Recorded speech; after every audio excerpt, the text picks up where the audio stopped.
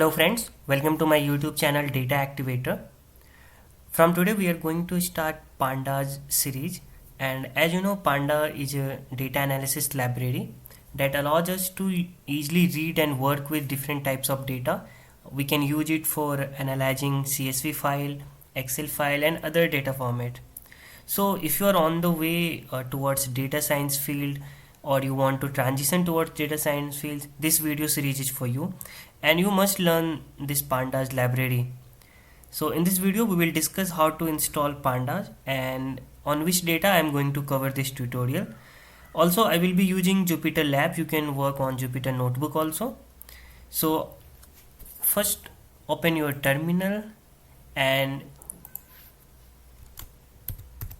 what you need to type to install Pandas is pip install Pandas. That's it, and Pandas will be installed. And I will tell you to create a virtual environment for your system, because if you work in a virtual environment, it will keep your virtual environment specific for those packages, so there will be no versions issue with the other packages. So create a virtual environment and then use it. I am using the distribution. If you are not installed it, and if you don't know how to do it, please write in the comment section and I will make a video over that. So first of all, I will activate my Anaconda, and then let me show you the directory where I will be working on. So as you know, all of my files are on the desktop project, and here I have created a folder named Pandas. Inside it, this loan.csv, on this dataset I am going to work. I will give this CSV file from the in the video description. You can download it from there. And actually I have taken this file from Analytics Vidya website. They actually organize hackathon also, so you can download it from there also. So as you can see, there are some columns: loan ID, gender, married or not, dependents, education. So on this CSV file we are going to study our Pandas tutorials. So let's close it, and I will be opening this directory in our Jupyter Notebook. So let's go to there, change directory desktop, and then project, and then Pandas.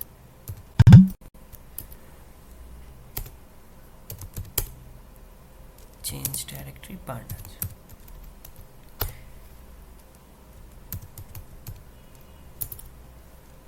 And what I will do, start my Anaconda navigator. I can directly type Jupyter Notebook also, but I just want to show you that you can work on Anaconda navigator. It will show different virtual environment which I have created. So this green color mark is there for Anaconda navigator.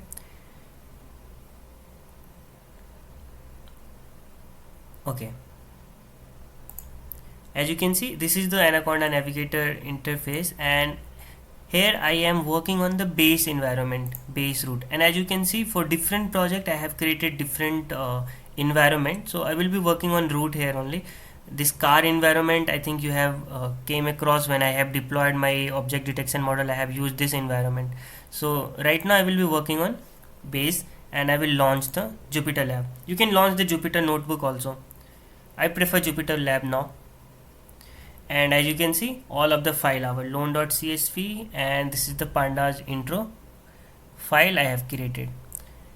Now let's start our Pandas from basic. So first thing first, what we need to do, we need to import the package.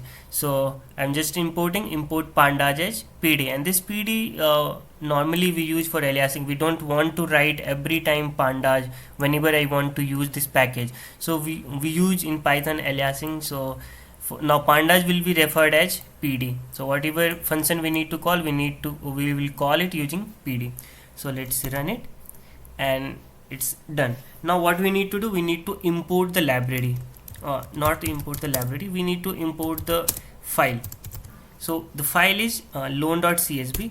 For that, in Pandas we have a method read CSV. So we'll call and here we are creating a data frame df. We'll discuss about data frame in the next video. That will be in completely on data frame details, and we'll cover what is the series and data frame. Right now you just consider data frame as table or as row and column. So row and column data will be represented using data frame. So what I will do, I will call the read CSV, and here I need to pass the path. So loan.csv, and actually I am working in the same directory, so I will give directly loan.csv. Here we have to give the path of the file. Now to run this file, either we can run on the cell command or either we can enter shift enter. I hope you know how to work on Jupyter Lab or Jupyter Notebook. Now to get the output of what we have loaded, we just type df, and as you can see all of the file has been loaded here. Loan ID, gender, education, and loan status. This complete file has been loaded in our as a data frame format, and as you can see after 29 row it has started with 584 and total 614 rows is there. Let me just close it down, the output. So if I click on this, our output will come and it will.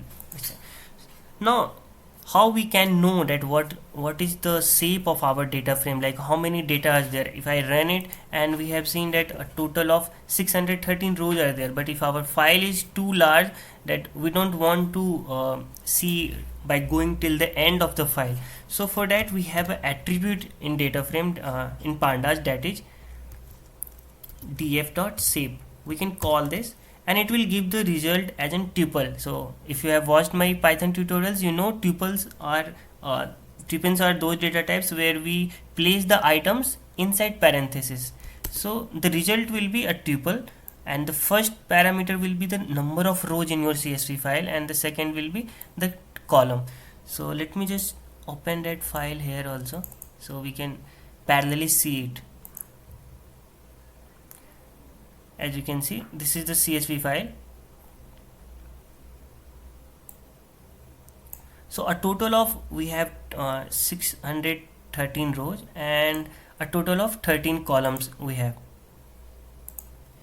Okay, now if you want to get the information about these data shapes, like what data type our items are there, so we'll call df.info. This will again give us this result, number of rows and number of columns. Along with that, it will also tell what data type our columns are. Like as you can see, this loan ID, that was of object type, and in data frame or in pandas we refer this object type similar to string. So whenever it has written as object, that is similar to string. And applicant income, as you can see, int, so that is like integer type, and something like float is there. So right now we have just three type: int, float, and object. And object we can refer it like string. So we can use df.shape for getting the dimensions of our CSV file, like 614 rows and 13 column, and df.info for getting the information regarding data type also. Now if you have seen, when I printed df, it has printed complete file at once. Now many times when you will use pandas library, we are going to see a little bit of information only. For that we have a head method. So if you run df.head, by default it is going to print first 5 rows from there. As you can see, first 5 rows, 0 1 2 3 4 5, the first 5 rows from our CSV file it has printed. And even you can specify, if you want 10, you can specify inside this. And now if you click it, we'll get 10 rows of the file. Similarly, like df.head, we have df.tail method.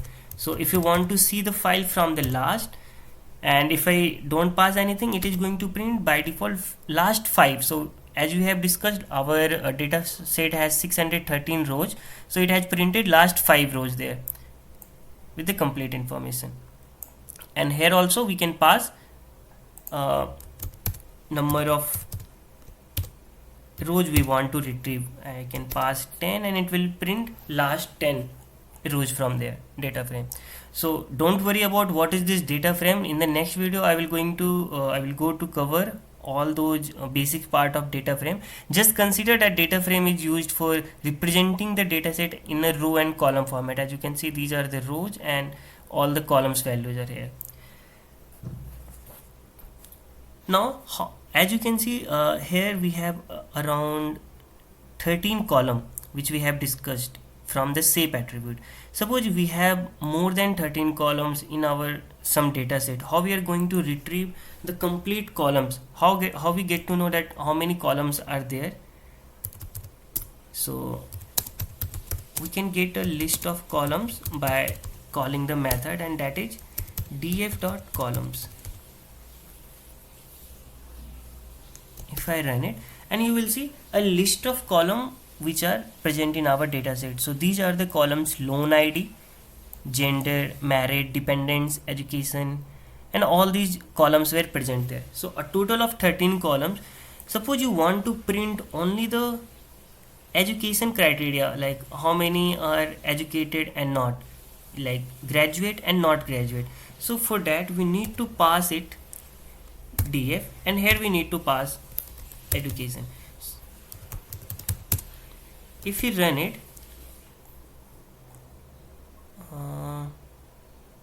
what's the error? Education. Okay, I spelled it right. education. Okay, now run it.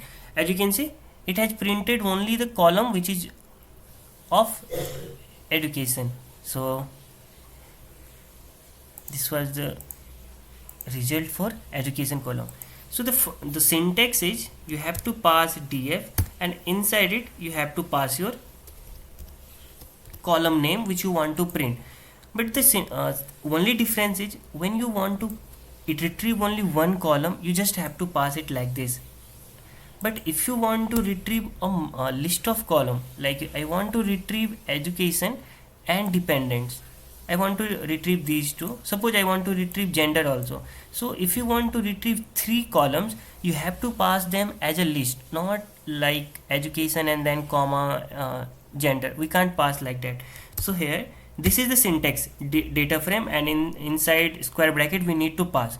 But if you want to pass only single element, you can directly give the name. But if you want to retrieve 3 columns or multiple columns, you have to pass them as a list. So again, for list we have to again give a square bracket. Now we can pass gender and then married status and put it in a string,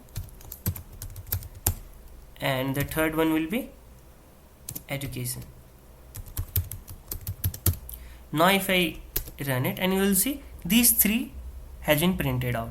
So if you want to pass a single element or single column, pass it similarly. But if you want to pass if you want to retrieve multiple column, you have to pass all those columns inside a list. Okay, so this was all about getting the columns value, df.columns. How about retrieving the rows only? So for rows, we have 2 methods, that is iloc and loc. As the name suggests, this is iloc means integer location, and location for there is a little bit difference between iloc and loc, which we'll cover in brief when we'll cover indexing also. Right now, what you consider that when we want to retrieve a row based on the integer value, that is based on the index number, so for that we use iloc. So let's see df.iloc, and suppose I want to retrieve the last index, that is 613. If I pass this, it is going to print the all value from this index. As you can see, this was the 613, this was the ID, female, no, graduate, and yes. Similarly, same thing has been printed here for index number 613. This is the ID. As you can see, you can match it also, female, education, graduate, and this was the value we printed out. So iloc is used when we want to retrieve the row based on the index number. But in location, when we'll see index, we can define our indexing also. As you can see, all these indexing has came by default, 0, 1, 2, 3. These are the indexes which came by default. So we are using that index right now. When we can set any index, we can make loan ID as an index of our CSV file or of our data frame. Then we will use that index for retrieving. So iloc is used when we want to pass index as an integer. Also along with that I will show. So if you want to retrieve one row, you have written like this. But if you want to retrieve multiple rows, suppose 613 and 600, from 610, 612 and 613, you want to retrieve both of them, again you have to pass them as a list. You cannot pass like the previous one. So 612 and 613, I will pass it, and if I run it, you will see both of the row has been printed. And why this time it has printed like this, and when we have passed two rows, this has been printed like this. That is the basic difference between series and data frame, which I'm going to cover in the next video. When we retrieve one element, that is going to be a series, but when we retrieve multiple elements, then that converted into a data frame. As you can see, this is converted into a data frame, rows and columns. Also along with this, you can pass the, after giving the comma, you can pass the column number also, but we cannot pass loan ID or gender. We have to give the integer value for that. So loan ID is our first column, gender is our second column, married is our third column. So we have to pass like that. So suppose I give column number, what happened?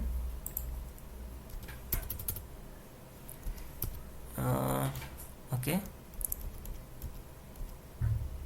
and here I will pass 2.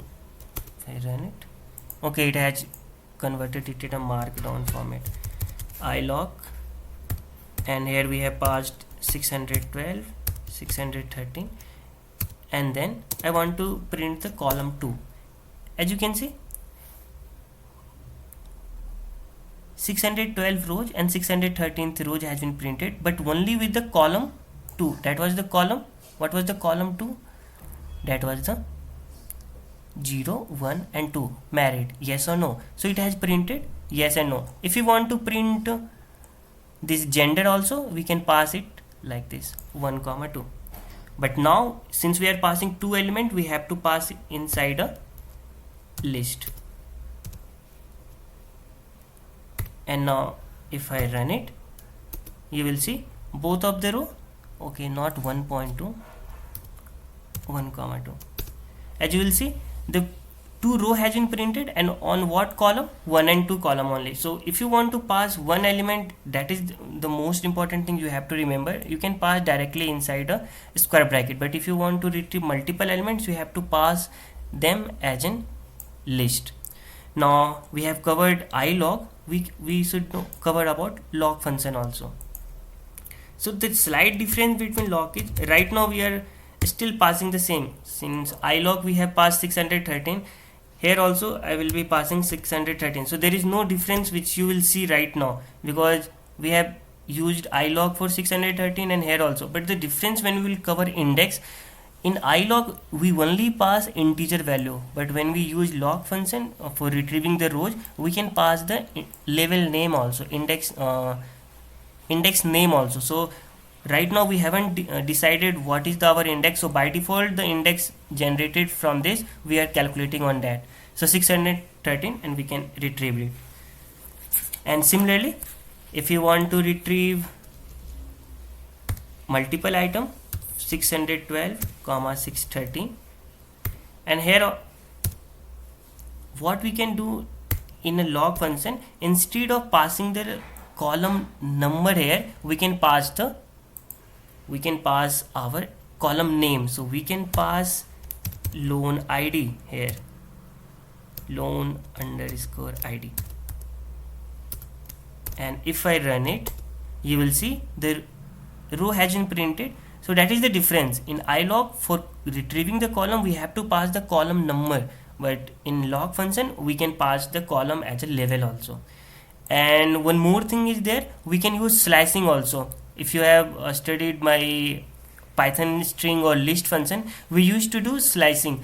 Only difference in slicing here is all the part will be included. If you slice from 604 to 610 in list or in string, what we used to do, it used to come from 604 to 609 only. 610 was exclusive, but in data frame, in pandas, when we do the slicing from 604 to 610, it is going to print all of the part. So let's do that.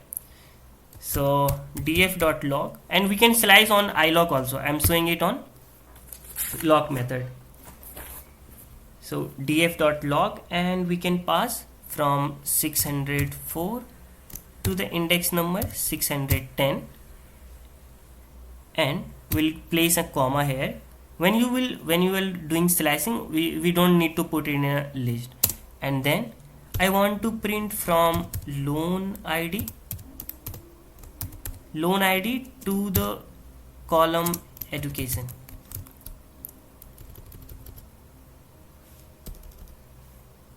Loan ID, and from loan ID to education. So if I run it, what is the error? Loan underscore ID. Okay, the correct name of the loan ID is D is capital, so that is case sensitive. You have to pass the column name again. What is the error now? Loan underscore, okay, LOAIN. It is loan ID, LOAN, my mistake. Loan underscore ID, and now you can see from 604 to 610. When we are covering list, you must have came across that the last parameter was exclusive, so it was not coming there. But that is the bad idea in data frame if we try to do that, because I want to print all of the value. So from 604 to 610 it has printed, and from loan ID to education we have printed.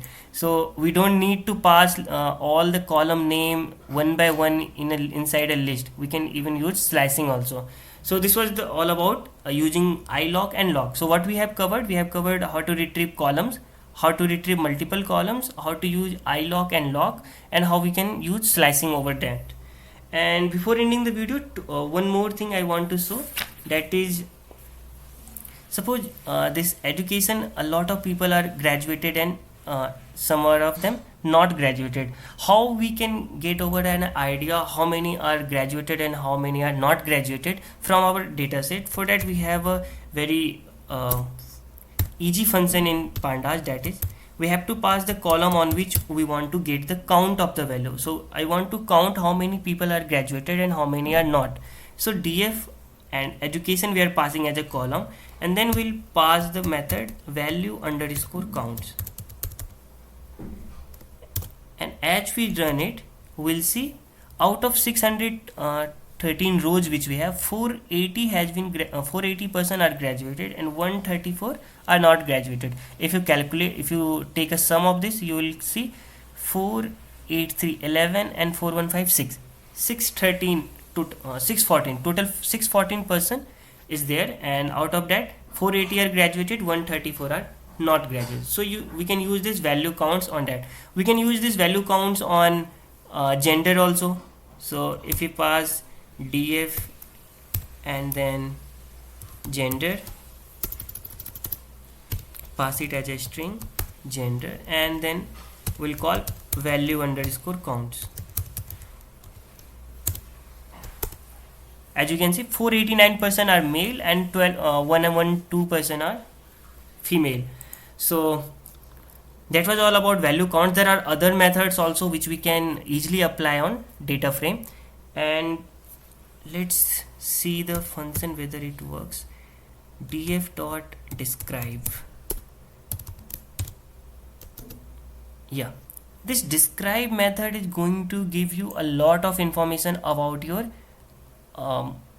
columns, mostly about the integer columns. So applicant income, co-applicant income, loan amount, and the term, credit history. So you can see the minimum, maximum value, what was the 25 percentile, 50 percentile, what is the mean. So as you can see, the count of applicant income is 614, co-applicant income is 614, loan amount has been counted, and this is the term, credit history, and you can see the minimum amount of an applicant income. So minimum amount person who has applied for loan is 150 and maximum is 81,000. Similarly for co-applicant income, his income is low as 0 and max as 41,000.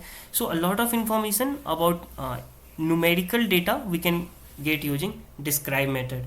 So I think that's enough for today's video. We have covered the basic pandas part, that is how to install it, how to import it, and how we can use it using read CSV method for reading a CSV file, and different functions on that, like how we can retrieve the columns, the head tail method, and some value counts. So in next video I will cover how we can create a data frame with other resources. In this file we have created using CSV. In the next video we'll cover how we can create on different data types, how can we create data frame. So please be with me on this journey, and if you like this content, please like it and please subscribe to the channel. Thank you for watching this.